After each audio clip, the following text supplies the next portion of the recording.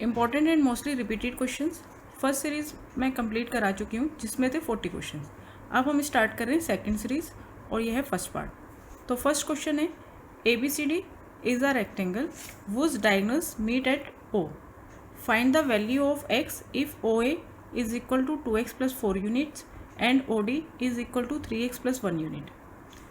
ये मैंने बना लिया एक रेक्टेंगल। रेक्टेंगल की क्या प्रॉपर्टीज़ होती हैं? ईच एंगल 90 डिग्री होता है, अपोजिट साइड्स इक्वल्स होती है और डायगोनल्स इक्वल होते हैं और बाइसेक्ट करते हैं। Diagonals of rectangles are equal and bisect each other. तो OA and OD, ABCD is diagonal OA and OD, ये हमने बना दिया। इसके डायगोनल्स O पे मीट कर रहे हैं, ठीक है। OA 2x + 4, OD 3x + 1। तो डायगोनल्स इक्वल होते हैं, बाइसेक्ट करते हैं, यानी कि OA और OD क्या है, आपस में इक्वल है, ठीक है। OA is equal to OD। तो हम लिख सकते हैं यहाँ पर diagonals of a rectangle are equal and bisect each other. Equal भी होते हैं और बाइसेक्ट करते हैं। ये चारों पार्ट आपस में इक्वल होते हैं, ठीक है। तो OA और OD क्या हैं? इक्वल हैं। So OA is equal to OD। OA की वैल्यू है 2x + 4, OD है 3x + 1, ठीक है। इसको सिंप्लीफाई करते हैं हम। 2x 3x, x वाला टर्म हम LHS में ले आए, -3x, साइन चेंज हो गया। 1 4 को हम RHS में लेके गए, -4 ट्रांसपोज किया। 2x - 3x -x, 1 - 4 -3, तो x की वैल्यू क्या आ गई? 3, ठीक है। अब करते हैं second question. Find the coordinates of a point on y axis at a distance of 3 unit from origin. किस पे बताने हैं? सिंपल सा मैंने एक ये बना लिया, पहले कार्टेशियन ले लिया। Find the coordinates of a point on y axis पर पॉइंट बताने हैं at a distance of 3 unit from origin. Origin से 3 यूनिट पर है, ये ओरिजिन हो गया, इससे 3 यूनिट के डिस्टेंस पर है, 1 2 3, ठीक है। ये हो गया। तो इसके पॉइंट्स क्या होंगे? y एक्सिस पर हमें मालूम है x क्या होता है 0 और y की वैल्यू क्या आ गई 3, ठीक है। तो इसके कोऑर्डिनेट्स होंगे 0, 3। क्वेश्चन 3, इवेल्युएट 0.512 की पावर -4/3 और उसके बाहर दूसरे बड़े ब्रैकेट के बाहर दे रखी है पावर -1/2। देखो a की पावर m, ब्रैकेट के बाहर a की पावर ब्रैकेट के बाहर n। जब a की बेस की 2 पावर दी हुई होती हैं तो इन दोनों पावर का प्रोडक्ट हो जाता है, तो हम लिख सकते हैं a की पावर m × n, ठीक है। इसी तरह से ये चीज़ हमने यहाँ पे करी, 0.512 की पावर -4/3 मल्टीप्लाई -1/2, इन दोनों पावर का प्रोडक्ट कर दिया। तो क्या आ गया? माइनस से माइनस कैंसिल हो गया, 2 × 1 = 2, 2 × 2 = 4, 2/3। 512 0.512 ये डेसिमल फॉर्म को मैंने फ्रैक्शन फॉर्म में चेंज कर लिया। डेसिमल के बाद 3 डिजिट है तो मैंने बना दिया यहाँ पे 1000, डिनोमीटर में आ जाएगा 1000। 512 अपॉन 1000 की पावर 2/3, ठीक है। 512 क्या होता है?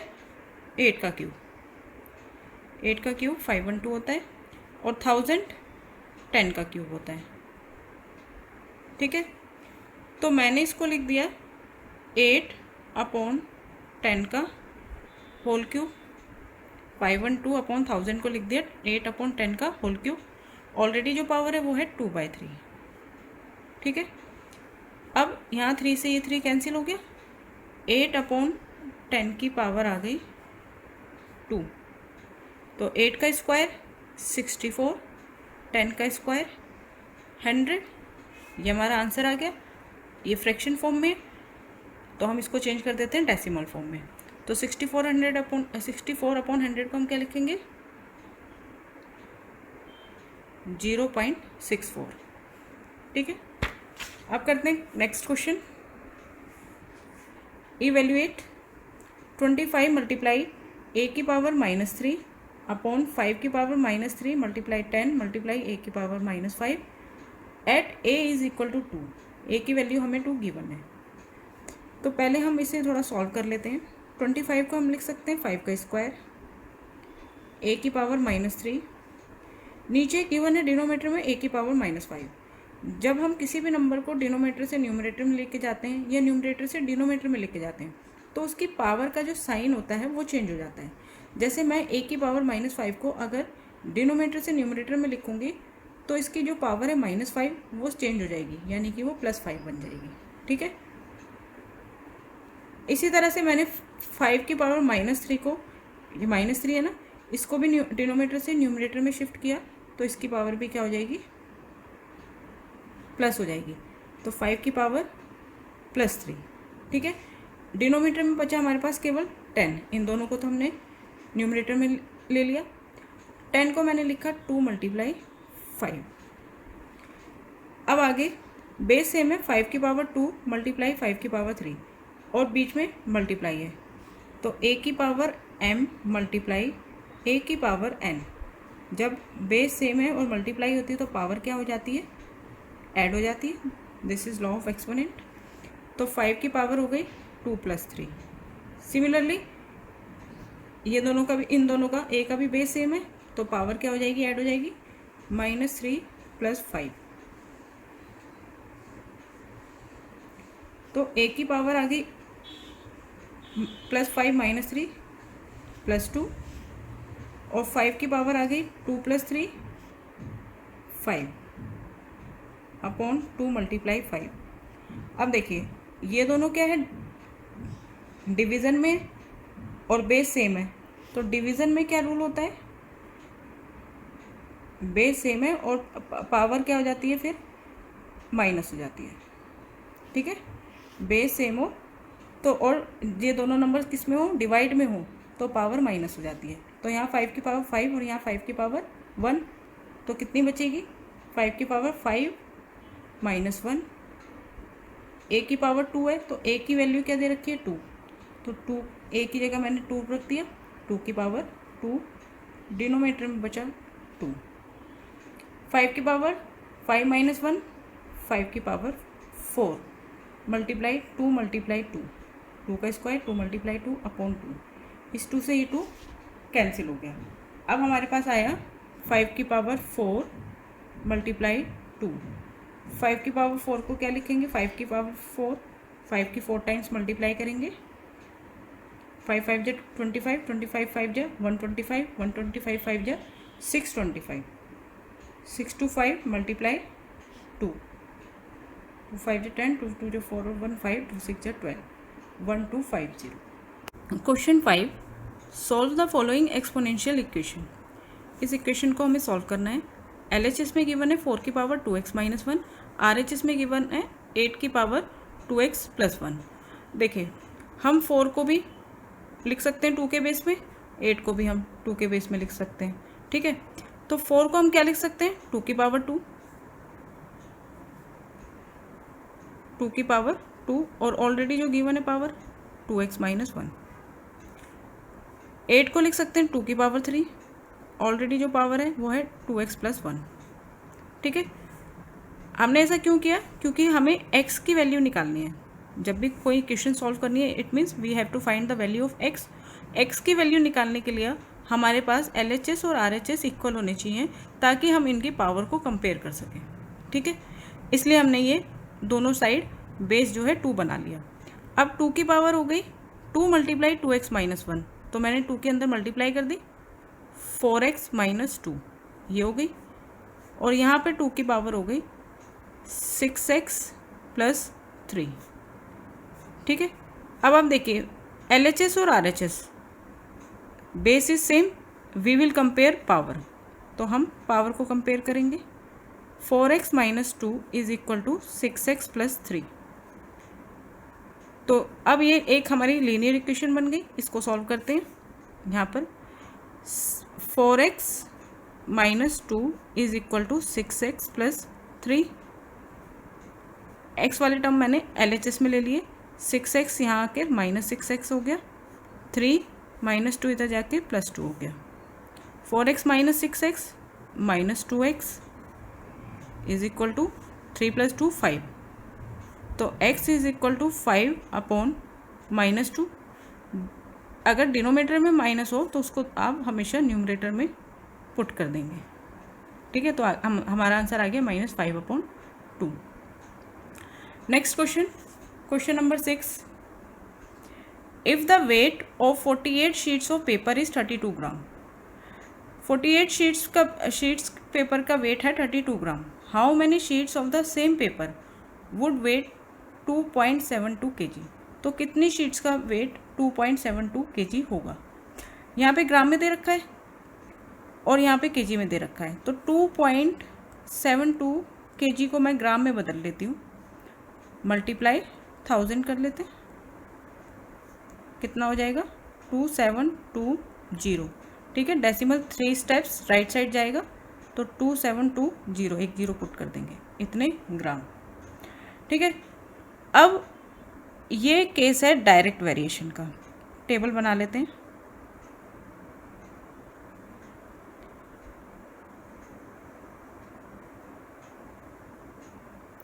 यहाँ पे लिखा मैंने number of sheet,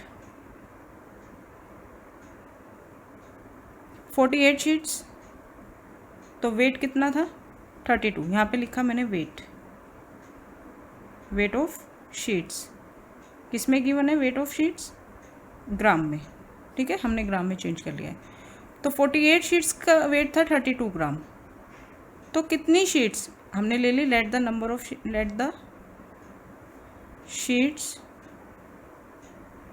B x, ठीक है। कितनी शीट्स, x शीट्स का वेट्स कितना होगा 2720 gram. This is the case of direct variation. तो डायरेक्ट वेरिएशन में हम कैसे लेते हैं, डायरेक्ट वेरिएशन क्यों है, नंबर ऑफ शीट इंक्रीज होंगी तो वेट भी इंक्रीज होगा, ठीक है। नंबर ऑफ, देखो यहाँ पे वेट 32 था, अब हो गया 2720, इट मीन्स वेट बढ़ा है तो नंबर ऑफ शीट्स भी बढ़ेंगी। तो this is the case of direct variation. जब डायरेक्ट होता है तो हम इनको डिवीज़न में लेते हैं, 48 upon 32 is equal to x upon 2720, cross multiply, x multiply 32 is equal to 48 multiply 2720, तो x is equal to 48 multiply 2720 upon 32। 48 32 को मैंने कट कर दिया 4 से, 4 8 32, यहाँ पे आ गया 12, इसे ये 8 से डिविजिबल है, 8 से इसको कट कर दिया, 8 1 जा 8 3 जा 24, बचे कितने 3, 8 4 जा 32, 12 मल्टीप्लाई 340, 12 मल्टीप्लाई 340 0, 12 4 जा 48, कैरी 4, 12 3 36, 36 और 4 40, 4080 ग्राम। यानी अब सॉरी ग्राम नहीं है, ये नंबर ऑफ शीट है, तो 4080 शीट का वेट होगा 2720 gram. Question number 7, what must be subtracted from this polynomial. हमें पॉलिनोमियल गिवन है 8x की power 4 plus 14x cube minus 2x square plus 7x minus 8, so that the resulting polynomial is exactly divisible by, ये दूसरा polynomial है 4x square plus 3x minus 2, this is the dividend, this is the divisor. अब हमें बताना है कि हम polynomial में से डिविडेंड जो है ये, इसमें से हम क्या सब्ट्रैक्ट करें ताकि ये एग्जैक्टली डिविजिबल हो जाए इस पॉलिनोमियल से, ठीक है। तो हम करेंगे सबसे पहले डिवाइड, डिविडेंड और डिविज़र दोनों ही स्टैंडर्ड फॉर्म में गिवन है, तो हम डायरेक्ट डिवीज़न करना स्टार्ट कर सकते हैं। यहाँ पे मैंने डिविज़र लिखा 8x की power 4 plus 14x cube minus 2x square plus 7x minus 8, और यहाँ पे divisor 4x square plus 3x minus 2। अब देखो, सपोज करो हमें डिविडेंड गिवन है 10 और डिविज़र गिवन है 3, और ये कहा जाए कि 10 में से मैं क्या सब्ट्रैक्ट करूं ताकि ये नंबर जो है ये 3 से डिविजिबल हो जाए, तो वो कौन सा नंबर होगा? 3 3 ज़ा 9, रिमाइंडर आया 1। तो अगर मैं 10 में से 1 सब्ट्रैक्ट कर दूं तो क्या आएगा? 9, एंड 9 इज़ डिविजिबल बाय 3। तो इस पॉलिनोमियल में से हम क्या सब्ट्रैक्ट करेंगे ताकि ये इस पॉलिनोमियल डिविडेंड से पूरा एग्जैक्टली डिविजिबल हो जाए, जो रिमाइंडर बचेगा उसको सब्ट्रैक्ट करेंगे। ठीक है, तो अब हम डिवाइड करना शुरू करते हैं। डिविडेंड का फर्स्ट टर्म है 8x की पावर 4 और डिविज़र का फर्स्ट टर्म है 4x स्क्वायर। तो क्या आ गया?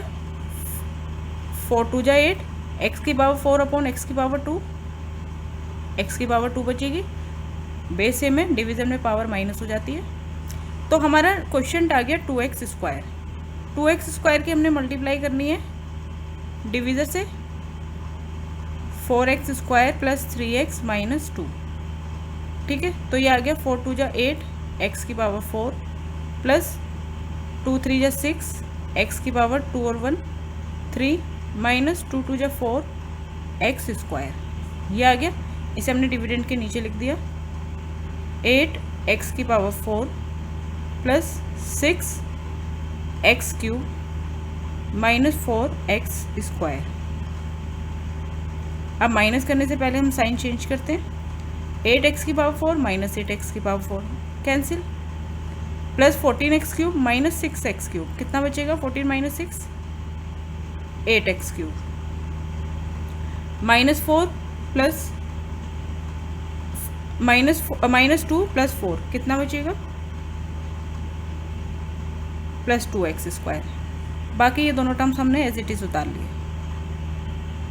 ठीक है, अब डिविडेंड का फर्स्ट टर्म आ गया 8x क्यूब और डिविज़र का तो सेम ही रहता है 4x स्क्वायर।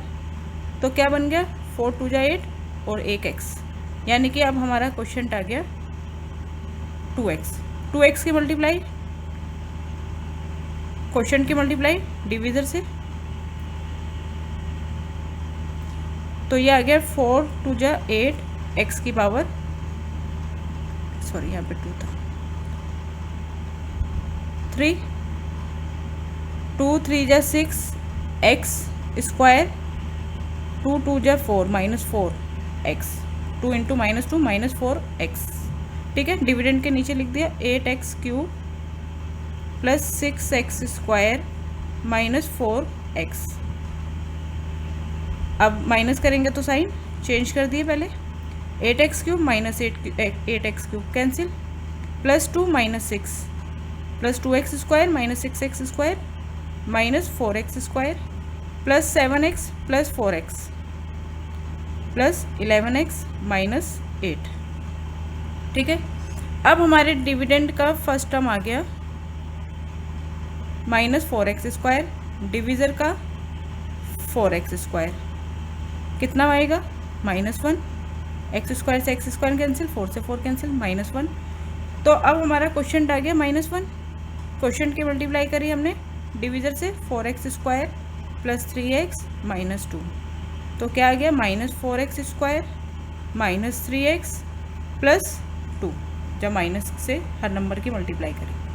यहाँ पे लिख दिया हमने minus 4x square minus 3x plus 2। Again sine change करेंगे और फिर माइनस करेंगे, माइनस करते हैं तो साइन चेंज करते हैं, minus 4x square plus 4x square cancel, plus 11x plus 3x कितना हो गया? 14x minus 8 minus 2 minus 10। ये क्या आ गया? अब यहाँ पे देखो, यहाँ जो डिविडेंड की पावर है वो है x की पावर यहाँ पे क्या है? हाईएस्ट डिग्री 1 है, डिविज़र में क्या है? 2 है। अब डिविडेंड की जो डिग्री है वो डिविज़र से क्या हो गई? छोटी हो गई, यानी कि ये हमारा क्या आ गया? रिमाइंडर आ गया। अब मैंने आपको बताया था जो रिमाइंडर आएगा वही हम इस पॉलिनोमियल में से सब्ट्रैक्ट करेंगे, इसलिए 14x minus 10 should be subtracted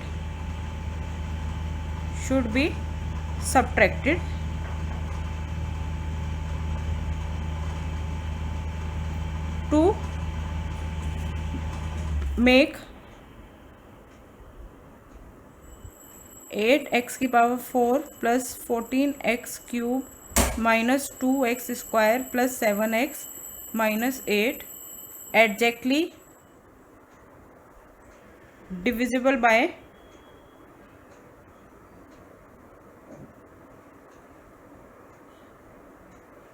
4x² plus 3x minus 2। Question 8 using factor method divide ax² plus within bracket b plus ac x plus bc by x plus c। This is the dividend, this is the divisor. पर हमें कौन सा method use करना है अभी? Long division नहीं, factor method. Factor method में हम डिविडेंड के फैक्टर कर लेते हैं। ax² plus b plus ac x plus bc,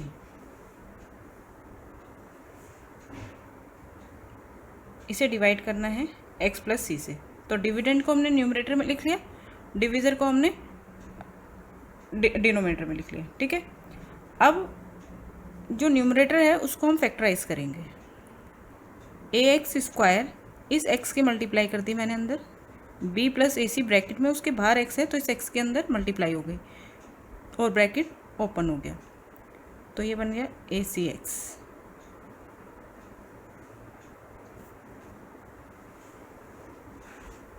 अब ये 4 टर्म्स हो गई। फर्स्ट 2 टर्म्स में से, इन दोनों टर्म्स में से मैंने x कॉमन ले लिया। फर्स्ट 2 टर्म्स में से मैंने x कॉमन ले लिया तो आया ax।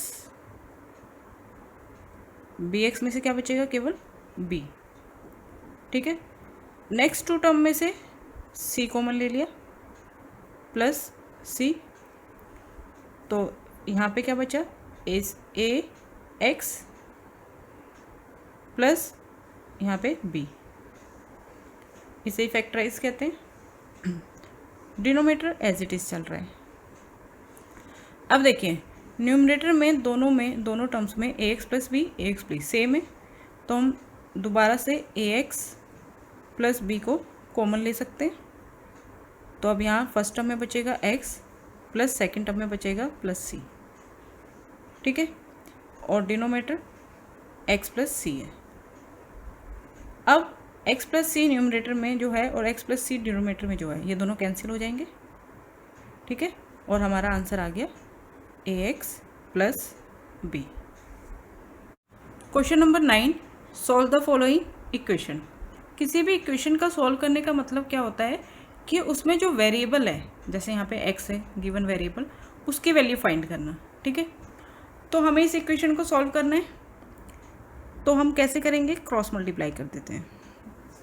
क्रॉस मल्टीप्लाई LHS में, भाई हमें फ्रैक्शन में गिवन है ना, तो LHS का जो न्यूमरेटर है उसकी मल्टीप्लाई RHS के डिनोमिनेटर से, और LHS का जो डिनोमिनेटर है उसकी मल्टीप्लाई RHS के न्यूमरेटर से।